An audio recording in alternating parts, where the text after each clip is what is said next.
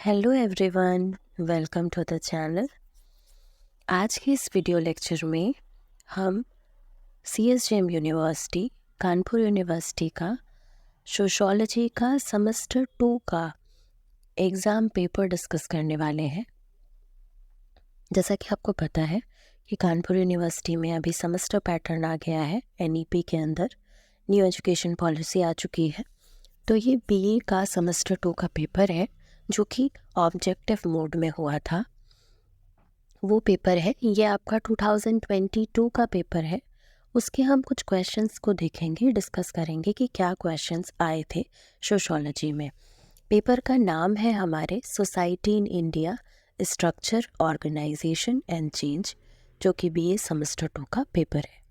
हिंदी में कहते हैं भारत में समाज, संरचना, संगठन एवं परिवर्तन।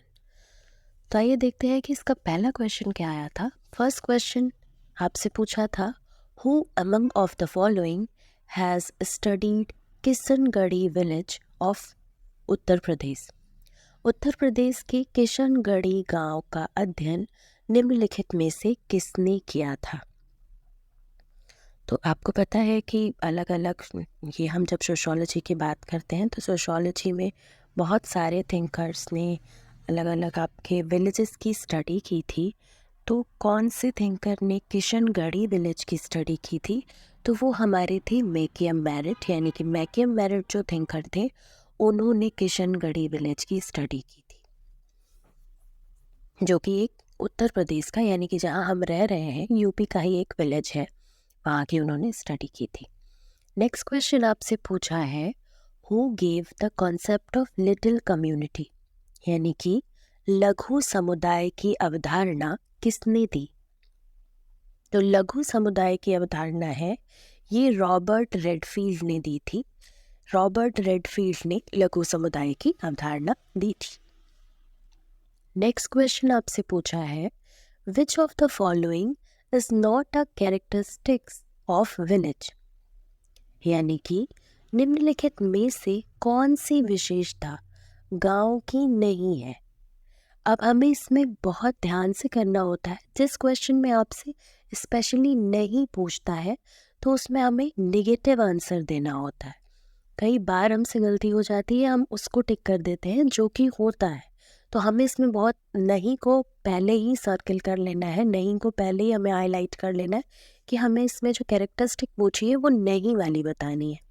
तो अगर हम एग्रीकल्चरल बिजनेस की बात करें, पहला जो ऑप्शन है यानी कि कृषिगत व्यवसाय, ये गांव की विशेषता है। नेक्स्ट है न्यूक्लियर फैमिली, और उसके बाद होमोजेनिटी और ऑर्थोडॉक्सी, यानी कि रूढ़िवादिता।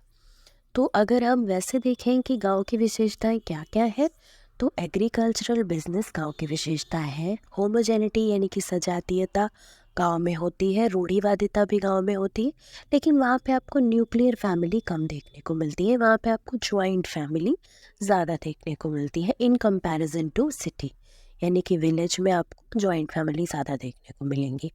ये हमारे गांव की विशेषता नहीं है। न्यूक्लियर फैमिली जो है, यानी कि जो एकांकी परिवार होता है, वो गांव की विशेषता नहीं है।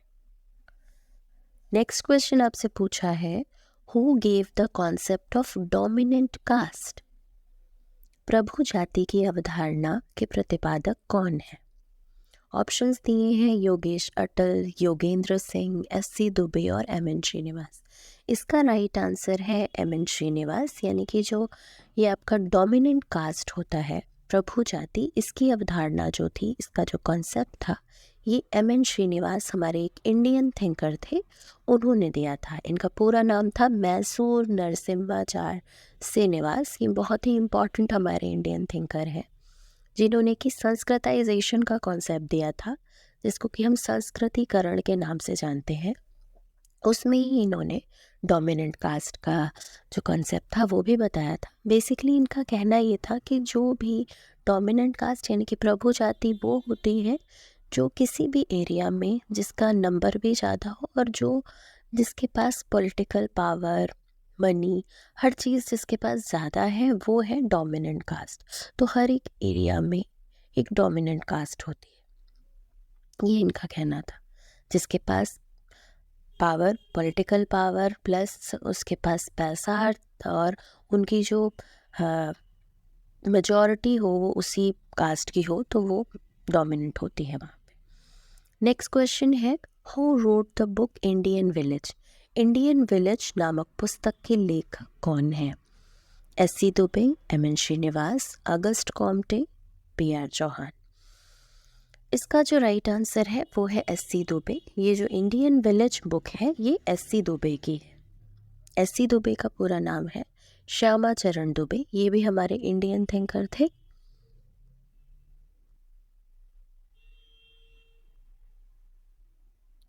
नेक्स्ट क्वेश्चन है, how many basis of village classification did SC. Dubey present? अभी आपने देखा कि इंडियन विलेज बुक लिखी थी एस.सी. दुबे ने, तो उस इंडियन विलेज बुक में बेसिकली उन्होंने भारतीय गांव के बारे में बताया था।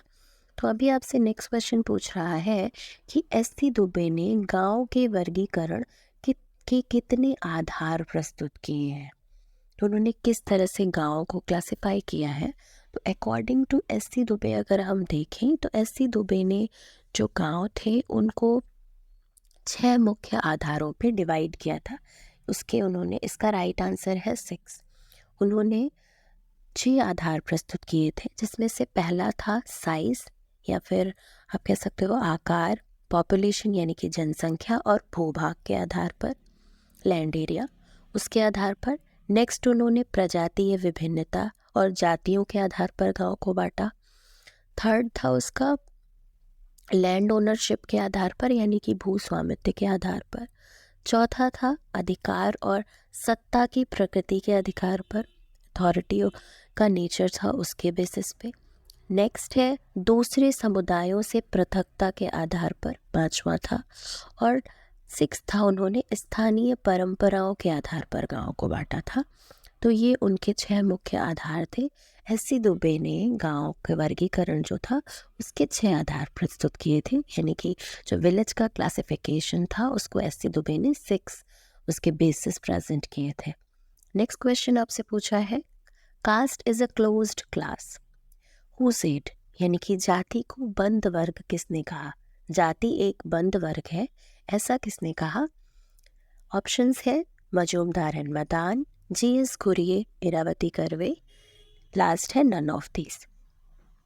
इसका जो राइट आंसर है वो है मजूमदार और मदान। मजूमदार और मदान ने कास्ट को क्लोज्ड क्लास कहा। अगर हम सिंपली देखें तो 2 चीज़ें हैं, एक होता है आपका कास्ट और एक होता है क्लास। कास्ट को आप हिंदी में कहते हैं जाति और क्लास को आप समझते हैं वर्ग से। अगर हम सिंपल वर्ग को समझते हैं तो वर्ग आपका एक होता है निम्न वर्ग, एक उच्च वर्ग, एक मध्यम वर्ग, ऐसे सिंपल क्लासिफिकेशन है उसका, लोअर क्लास, मिडिल क्लास और हायर क्लास। लेकिन अगर हम कास्ट में देखते हैं तो कास्ट में बहुत सारी जातियाँ हैं, लेकिन वर्ग में अगर कोई भी एक निम्न वर्ग का व्यक्ति है, अगर वो भी मेहनत करता है, उसकी अर्निंग अच्छी हो जाती तो वो मध्यम वर्ग और मध्यम वर्ग से जाके उच्च वर्ग में भी पहुंच सकता है। लेकिन कास्ट जो है वो एक क्लोज्ड ग्रुप है, वो एक क्लोज्ड क्लास है, जो जिस भी किसी भी व्यक्ति का जन्म जो है जिस कास्ट में होता है वो लाइफ टाइम उसी कास्ट का रहता है। एक्सेप्शंस हर जगह है, अगर कोई दूसरा रिलीजन ऑप्ट कर ले या कुछ भी अगर अलग रिलीजन में मैरिज कर ले तो वो एक अलग चीज़ है, लेकिन सिंपली देखा यही जाता है कि अगर किसी का बर्थ की जिस कास्ट में होता है वो लाइफ टाइम उसी कास्ट का मेंबर रहता है। तो जो कि कास्ट है वो अकॉर्डिंग टू मजूमदार और मैदान उन्होंने बोला कि ये क्लोज्ड क्लास होती है, मतलब ये एक बंद वर्ग है, इसमें अप एंड डाउन नहीं हो सकता। लेकिन जो क्लास होती है, क्लास में क्या होता है, उच्च वर्ग का व्यक्ति भी अगर एक समय है वो मेहनत नहीं करेगा, वो अच्छे से जो भी बिजनेस या जो भी वो काम कर रहा है अगर उसमें उसको लॉस हो जाए कुछ भी हो तो वो निम्न वर्ग में भी आ सकता है। तो ये कास्ट जो होती है वो क्लोज क्लास थी, ऐसा किसने कहा था? मजूमदार और मदान ने। बहुत इंपॉर्टेंट स्टेटमेंट है ये इनका। ये जितने भी क्वेश्चंस आप देख रहे हैं, क्योंकि ये PYQs हैं आपके, यानी कि previous year question paper questions हैं, ये बहुत इंपॉर्टेंट है, तो इन्हें हम ज़रूर से पढ़ें। नेक्स्ट क्वेश्चन है, who wrote the book human society? Human society पुस्तक के लेखक कौन है? ऑप्शंस है Kingsley Davis, M.N. Srinivas, C.H. Cooley, S.C. Dubey. इसका राइट आंसर है किंग्सले डेविस। जो किंग्सले डेविस थे उन्होंने ह्यूमन सोसाइटी बुक जो थी वो लिखी थी। नेक्स्ट क्वेश्चन आपसे पूछा है, which of the following is not a characteristic of a city. निम्नलिखित में से नगर की विशेषता नहीं है। अभी आपने देखा इससे पहले के क्वेश्चन में आपसे गांव की विशेषता पूछी गई थी, जो कि गांव की विशेषता नहीं है। अब इस पे आपसे शहर की विशेषता नहीं है पूछा है। तो ऑप्शन है सेकेंडरी रिलेशन यानी कि द्वितीयक संबंध, ज्वाइंट फैमिली यानी कि संयुक्त परिवार, सेकेंडरी कंट्रोल यानी कि द्वितीयक नियंत्रण, इंडिविजुअलिज्म यानी कि व्यक्तिवादिता। तो अगर हम जो सिटी होती है यानी कि जो नगर होता है या शहर होता है उसकी विशेषता देखते हैं, तो वहाँ पे ज्वाइंट फैमिली जो है, ज्वाइंट फैमिली जो है ये ऑप्शन राइट हो जाएगा। ज्वाइंट फैमिली जो सिटी की कैरेक्टरिस्टिक में नहीं आता है। आपको सिटीज़ में ज़्यादातर न्यूक्लियर फैमिलीज मिलती है, क्योंकि गांव की जो कैरेक्टरिस्टिक है उसमें ज्वाइंट फैमिली आता है। अगर हम रिलेशंस की बात करते हैं तो प्राइमरी रिलेशन आपको मिलते हैं गांव में, यहाँ पे आपको सेकेंडरी रिलेशन मिलेंगे। प्राइमरी में हमारे बहुत क्लोज रिलेशन होते हैं, सेकेंडरी में उतने क्लोज नहीं होते। यहाँ पे कंट्रोल भी आपके सेकेंडरी कंट्रोल है। यहाँ पे बहुत ज़्यादा इंडिविजुअलिस्टिक हैं लोग, बहुत व्यक्तिवादिता है लोगों में। नेक्स्ट क्वेश्चन आपसे पूछा है, what is a society based on diversity call. विभिन्नता पर आधारित जो समाज होता है वो कौन सा समाज कहलाएगा। तो जहाँ पर बहुत ज़्यादा आपको डाइवर्सिटी देखने को मिलेगी वो समाज होगा अर्बन सोसाइटी। आपकी जो अर्बन सोसाइटी यानी कि जो नगरीय समाज है वहाँ पे आपको बहुत ज़्यादा डाइवर्सिटी देखने को मिलेगी, क्योंकि वहाँ बहुत ज़्यादा अलग अलग रिलीजन, अलग अलग कल्चर के लोग आपको देखने को मिलेंगे। लेकिन अगर विलेजेस में हम देखते हैं तो वहाँ पे आपको होमोजेनिटी मिलती है, वहाँ उतनी ज़्यादा डाइवर्सिटी नहीं है। नेक्स्ट क्वेश्चन है, in which field does personal merit get importance rather than the place of birth. यानी कि जन्म स्थान की अपेक्षा व्यक्तिगत योग्यता को महत्व किस क्षेत्र में मिलता है।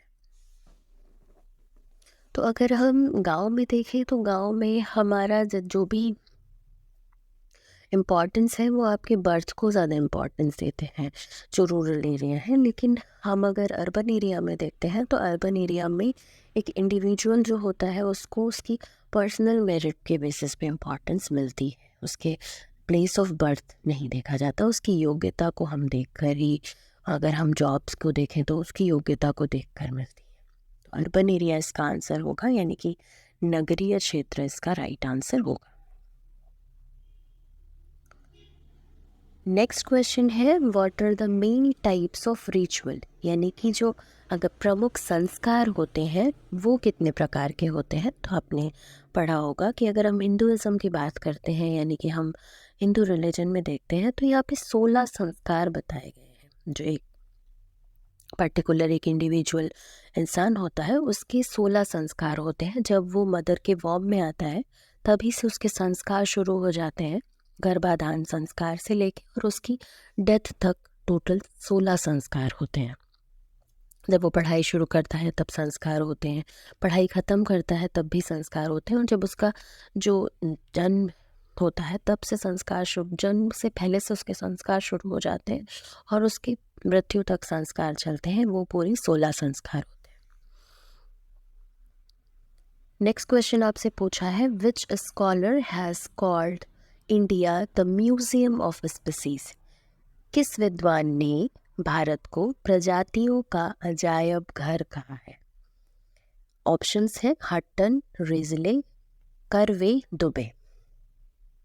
तो जो भारत को प्रजातियों का अजायब घर जो कहते हैं वो हर्बर्ट रिजले कहते हैं। रिजले जो है ये ऑप्शन राइट है। हर्बर्ट रिजले ने भारत को प्रजातियों का अजायब घर कहा, क्योंकि यहाँ पे बहुत सारी डिफरेंट रेसेस, डिफरेंट स्पीसीज आपको देखने को मिलती है। इसलिए जो हर्बर्ट रिजले थे उन्होंने भारत को प्रजातियों का अजायब घर कहा।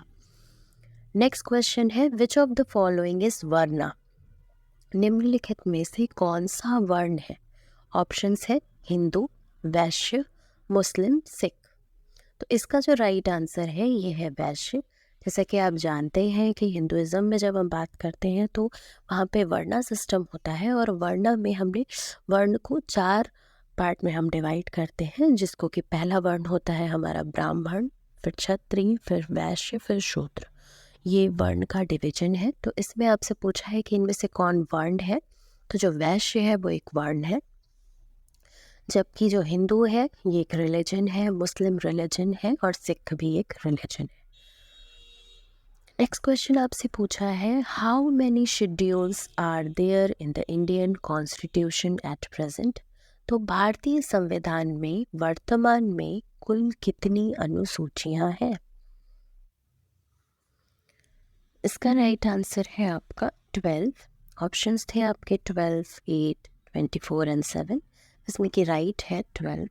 जो हमारा इंडियन कॉन्स्टिट्यूशन में उसमें एट प्रेजेंट 12 आपके शेड्यूल्स, हिंदी में कहते हैं अनुसूचियाँ।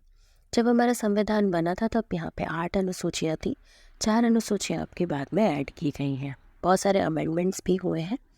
आर्टिकल जो है हमारे अभी वो 395 टोटल आर्टिकल हैं, जिनको अनुच्छेद आप जानते हैं।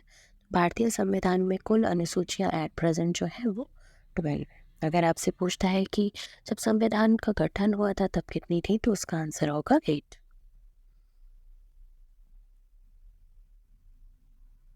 नेक्स्ट क्वेश्चन है, who founded the Indian sociological society.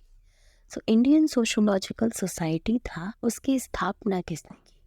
Indian sociological society की स्थापना किसने की? ऑप्शंस है Louis Dumont, GS Ghurye, Yogendra Singh and none of this. इसका जो राइट आंसर है ये थे आपके फादर ऑफ इंडियन सोशोलॉजी के नाम से जिन्हें हम जानते हैं, हमारे जीएस खुरिये, जिनका कि पूरा नाम था गोविंद सदाशिव खुरिये। उन्होंने आपका इंडियन सोशोलॉजिकल जो सोसाइटी थी उसके वो फाउंडर थे, यानी कि उन्होंने इंडियन सोशोलॉजिकल सोसाइटी की स्थापना की थी। नेक्स्ट क्वेश्चन है, who wrote the book the Indian Sadhus. The Indian Sadhus जो बुक थी, ये पुस्तक जो थी किसने लिखी थी? ऑप्शंस है मजूमदार ने, CH कोले ने, घुरिये ने एंड DP मुखर्जी ने। तो इसका जो राइट आंसर है ये आपका GS घुरिये ही है। GS घुरिये, जिन्हें आप फादर ऑफ इंडियन सोशोलॉजी के नाम से जानते हैं, अभी मैंने आपको बताया, जिनका कि पूरा नाम है गोविंद सदाशिव घुरिये। इनकी ही बहुत इंपॉर्टेंट बुक थी the Indian Sadhus. Next question है, how many characteristics of caste have been described by GS Ghurye. तो GS घुरिये जो थे उन्होंने जाति की कितनी विशेषताओं का उल्लेख किया था? तो आपके जो GS घुरिये थे उन्होंने कास्ट की बहुत डिटेल स्टडी की थी, इंडियन कास्ट सिस्टम की। उनकी बुक भी थी कास्ट क्लास एंड ऑक्यूपेशन, उन्होंने बुक लिखी थी। इसमें क्या उन्होंने बहुत डिटेल कास्ट की स्टडी की और उन्होंने बताया कि जो हमारी कास्ट होती है उसकी कैरेक्टरिस्टिक्स, उन्होंने 6 कैरेक्टरिस्टिक्स मेनली बताई थी। तो इसका जो राइट आंसर है वो 6 है। नेक्स्ट क्वेश्चन आपसे पूछा है, which is the most important book of Louis Dumont. यानी कि लुई डूमा जो थे उनकी सबसे महत्वपूर्ण पुस्तक कौन सी है? तो जो लुई डूमा थे उनकी सबसे इम्पॉर्टेंट बुक थी होमो हायरार्किस। यानी कि होमो हायरार्किस जो बुक थी वो इनकी सबसे इम्पॉर्टेंट बुक थी। नेक्स्ट क्वेश्चन है, what is untouchability related to. अगर हम अस्पृश्यता की बात करते हैं, अस्पृश्यता जिसको कि आप सिंपल वर्ड में जानते हो छुआछूत, इसका संबंध किससे है? तो इसका संबंध हमारे ऑप्शंस हैं caste system, class system, slavery यानी कि जाति प्रथा, वर्ग व्यवस्था और दास प्रथा। इसका जो अगर हम रिलेशन है तो वो कास्ट सिस्टम से है। जो ये जाति व्यवस्था बनी है वहाँ पे ही ये अनटचेबिलिटी वाली चीज़ें आई हैं, उच्च जाति, निम्न जाति।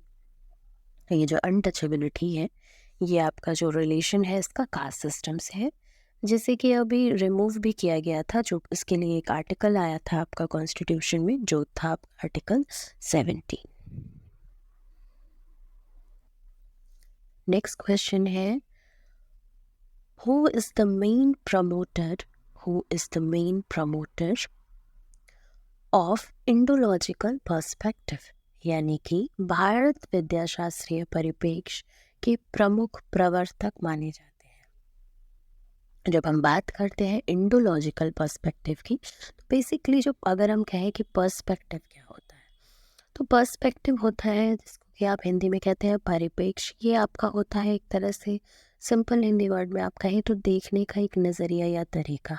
कोई भी इंसिडेंट होता है उसको हर एक फील्ड का इंसान वो अपने पर्सपेक्टिव से देखता है। अगर हम इकोनॉमिक्स देखें, इकोनॉमिक्स पर्सपेक्टिव से देखें तो वो फ़ायदा नुकसान देखेगा या प्रॉफिट लॉस की बात देखेगा। पॉलिटिकल वाले उसको पॉलिटिकल इश्यूज से देखेंगे। तो इस तरह से सबका अपना पर्सपेक्टिव होता है। तो जब हमने सोशोलॉजी में बहुत सारे अपने पर्सपेक्टिव हैं, उन्होंने इंडियन सोसाइटी की स्टडी, जो अलग अलग पर्सपेक्टिव से सोसाइटी की स्टडी की गई, इंडोलॉजिकल पर्सपेक्टिव उसमें से एक है, जिसके कि प्रमोटर थे हमारे जीएस कुरियन, हमारे फादर ऑफ इंडियन सोशोलॉजी। उसके बहुत इम्पॉर्टेंट प्रमोटर थे हमारे भारत विद्या शास्त्री परिप्रेक्ष्य के। इसके ही दूसरे प्रमोटर हमारे थे लोइडोमो। लोइडोमो ने भी इसमें ही आते हैं, आपके इंडोलॉजिकल पर्सपेक्टिव से ही रिलेटेड है वो। नेक्स्ट क्वेश्चन आता है, who tried to explain Indian society on the basis of purity and impurity. तो किसने भारतीय समाज को पवित्रता एवं अपवित्रता के आधार पर समझाने का प्रयास किया है? तो जब हम भारतीय समाज की स्टडी हो रही थी तो उसमें प्योरिटी और इम्प्योरिटी की बात सबसे ज़्यादा जो की थी वो लोइडोमो ने की थी।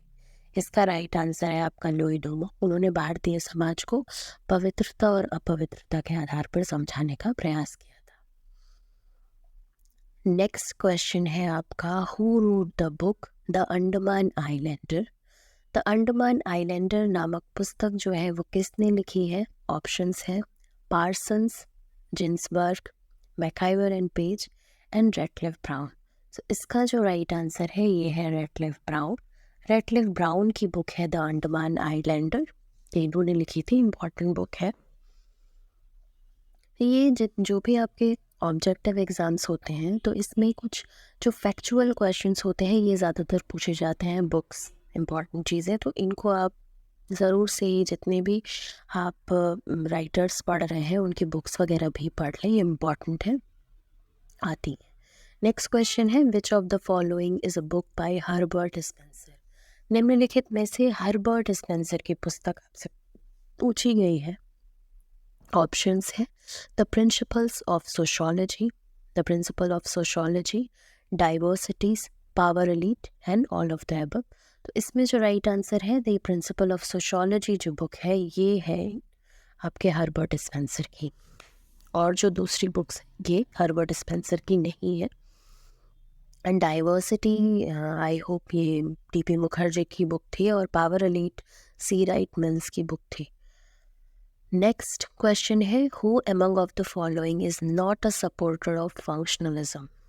निम्न में से कौन प्रकार्यवाद का समर्थक नहीं है? तो प्रकार्यवाद के समर्थकों में अगर हम बात करें तो इसके जो सपोर्टर थे इसमें डेविस, मोरे और पार्सन्स को हम पढ़ते हैं। डेविस, मोर और पार्सन्स को पढ़ते हैं हम। बट इसके नॉन सपोर्टर की हम बात करें तो नॉन सपोर्टर हमारे जीएस कुरियन होंगे, क्योंकि इनका जो पर्सपेक्टिव था वो इंडोलॉजिकल था। फंक्शनल पर्सपेक्टिव में डेविस, मोरे, पार्सन्स वगैरह आते हैं। इसका जो राइट आंसर है ये आपका जीएस कुरियन। ये थे आपके 25 क्वेश्चंस बीए सेमेस्टर 2 के। 2022 का पीवाईक्यू था सीएसजेएम यूनिवर्सिटी का। आई होप आपको ये क्वेश्चन समझ आए होंगे। ये आपके कुछ क्वेश्चंस थे। टोटल आपको 100 क्वेश्चंस आते हैं, जिसमें कि आपको 75 क्वेश्चंस अटैम्प्ट करने होते हैं, क्योंकि आप जानते हैं कि आपका 75 मार्क्स का जो एग्ज़ाम है एक्सटर्नल वो होता है, 25 मार्क्स आपके इंटरनल होते हैं, जिसके लिए अलग अलग कॉलेजेस में असाइनमेंट और mid semester exam and all होता है। तो इंटरनल एक्सटर्नल दो तरह से आपको करना होता है। 25 इंटरनल हैं जो कि मार्क्स आपको कॉलेज से दिए जाते हैं, और 75 मार्क्स का आप एग्ज़ाम देते हैं। तो ये उसी 75 मार्क्स में से 25 क्वेश्चंस थे, जो कि 100 मार्क्स का पेपर होता है। 100 क्वेश्चंस उसमें आते हैं, पेपर 75 का होता है, सॉरी। तो उसमें आपको 25 क्वेश्चंस जो है वो नहीं करने होते। तो हमें पेपर में बस सबसे इम्पॉर्टेंट चीज़ ये देखनी होती है कि जो 25 क्वेश्चंस हमें नहीं आ रहे हैं, एक बार हमें पेपर देखना होता है जिनका हमें कोई आइडिया नहीं है, उन्हें हम इलेक्ट करके हटा लें और फ्रेश 75 क्वेश्चंस जो हमें मिले हैं उनको फिर हम करें। जिनका हमें थोड़ा बहुत आइडिया है, जो हमें आ रहे हैं उनको हम अटेम्प्ट करें। माइनस मार्किंग नहीं होती है, कोई नेगेटिव मार्किंग नहीं है, इसलिए जितने आ रहे हैं क्वेश्चन वो अटेम्प्ट करिए और जो नहीं भी आ रहे हैं उनको भी आप करिए। टोटल 75 क्वेश्चंस करिए। पेपर जो है वो ऑब्जेक्टिव होता है, तो OMR को बहुत केयरफुली फिल करिए, उसमें कोई भी मिस्टेक ना हो, वाइटनर का यूज़ ना करें, उसमें बहुत ध्यान से करें उसको फिल। आई होप आपको ये वीडियो लेक्चर अच्छा लगा होगा, आपके लिए हेल्पफुल रहेगा। ऐसे ही और वीडियोस के लिए हमारे चैनल से जुड़े रहिए। वीडियो पसंद आया हो तो प्लीज़ लाइक कीजिएगा, चैनल पे पहली बार आए हो तो सब्सक्राइब कीजिएगा एंड अपने फ्रेंड्स के साथ शेयर कीजिएगा and thank you so much for watching.